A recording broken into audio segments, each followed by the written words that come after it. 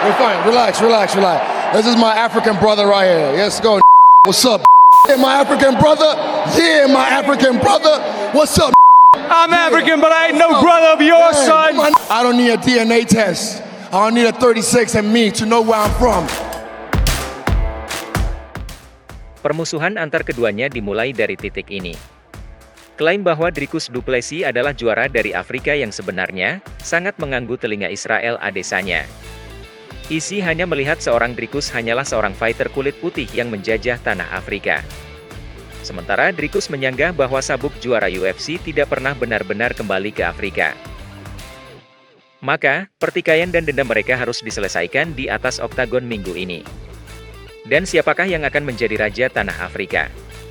Power puncher Dricus du Plessis, atau The Last Stylebender Israel Adesanya.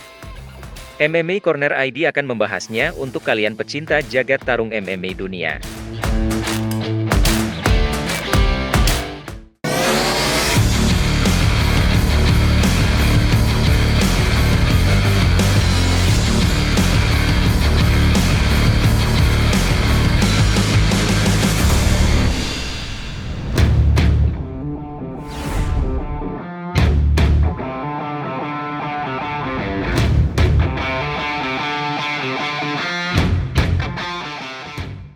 Kemenangan Dricus du Plessis atas Robert Whittaker di UFC 290 bulan Juli tahun lalu, memantapkan posisinya sebagai penantang gelar juara berikutnya.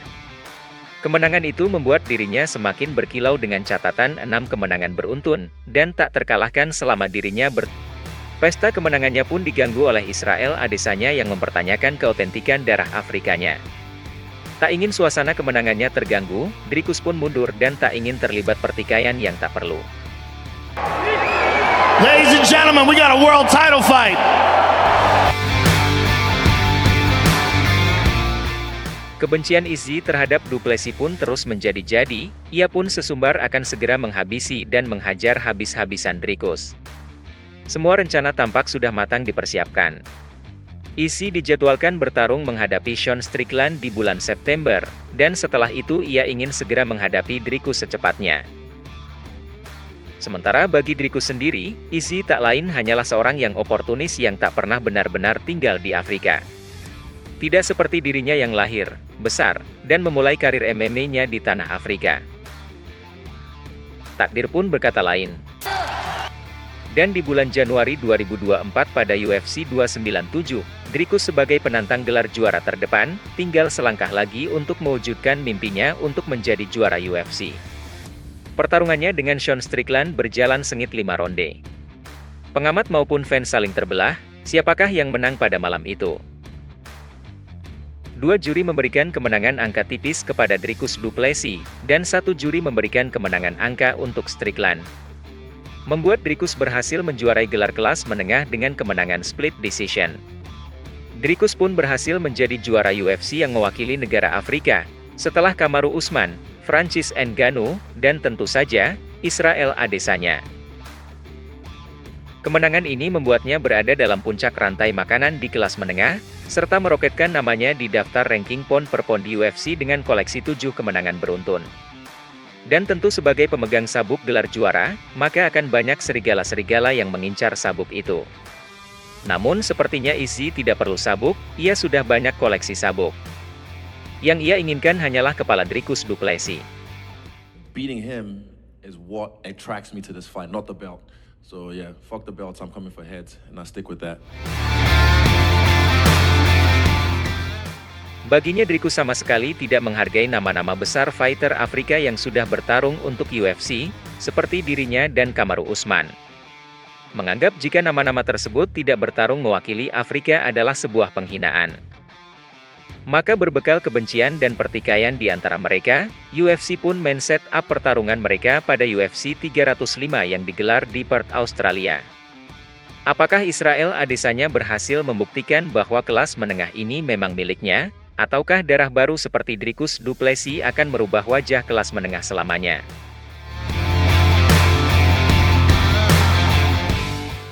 Dricus sendiri adalah power puncher, atau fighter yang memiliki kekuatan di pukulannya. Bahkan sebuah jab saja bisa sangat kuat dan membahayakan. Selain itu, Dricus juga seringkali merubah kuda-kudanya secara konstan untuk melakukan tipuan, memancing lawannya untuk salah bergerak lalu memasukkan serangan yang keras. Bisa kita lihat saat ia mengalahkan Strickland di Januari lalu. Begitu besar damage yang dihasilkan dari serangan Dricus, bahkan Israel Adesanya pun tidak mampu melepaskan serangan se-efektif itu. Dengan fisik yang besar, Dricus memiliki kelebihan di kekuatannya untuk membawa pertarungan ke bawah. Dengan rata-rata 3 kali melepaskan serangan takedown dalam 15 menit, Dricus tidak akan segan mengetes kemampuan Adesanya di pertarungan bawah. Dricus juga memiliki kemampuan untuk menyelesaikan pertarungan di bawah. Dari 21 kemenangan yang diraih sepanjang karirnya, 10 kali kemenangan Dricus diperoleh melalui submission.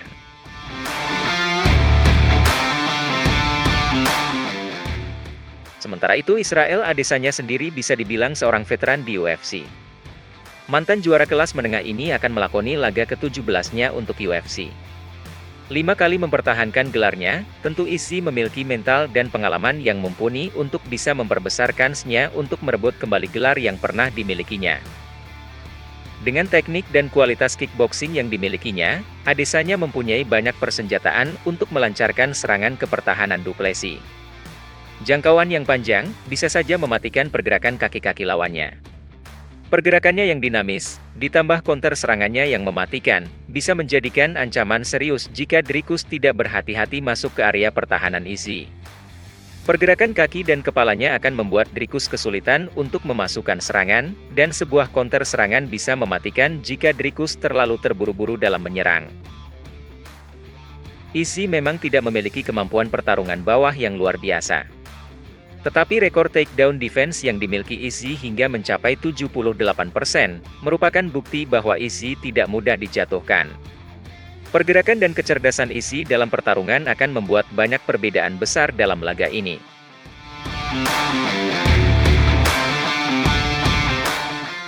Untuk memenangkan laga ini, Dricus Du Plessis harus melakukan tekanan yang konstan seperti yang dilakukan Sean Strickland saat mengalahkan Izzy, serta memanfaatkan power yang dimilikinya untuk membawa pertarungan ke bawah, dan tetap menjaga pertarungan dominan di bawah.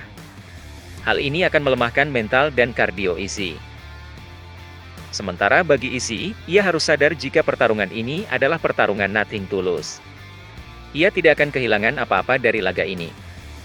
Ia harus bisa menjadi agresor, memanfaatkan footwork-nya yang dinamis dan memaksimalkan jangkauannya yang panjang. Untuk menghindari pertarungan bawah, Izzy harus konstan membawa pertarungan tetap di tengah dan selalu menjauhi pagar oktagon untuk menghindari serangan clinch maupun takedown. Pertempuran di Minggu pagi 18 Agustus waktu Indonesia nanti, akan menjadi penentuan, apakah seorang kulit putih seperti Dricus Du Plessis yang lahir dan besar di Afrika, akan tetap menjadi Raja Afrika yang merepresentasikan wajah rakyat Afrika. Ataukah seorang kulit hitam seperti Israel Adesanya, yang berdarah Afrika, yang harus merantau keluar negaranya untuk mencari peruntungan baru, akan merebut gelar dan menjadi Raja Afrika lagi.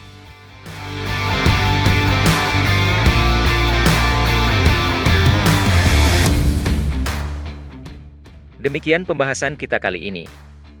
Jika kalian suka konten seperti ini, jangan lupa like dan subscribe untuk mendapatkan pembahasan-pembahasan yang menarik seputar jagat tarung MMA dunia berikutnya. Sampai jumpa lagi.